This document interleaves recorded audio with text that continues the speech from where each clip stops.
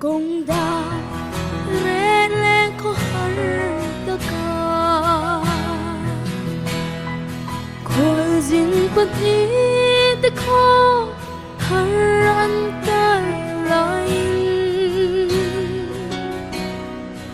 dai khwa lo ngui gian thinh in na nang do na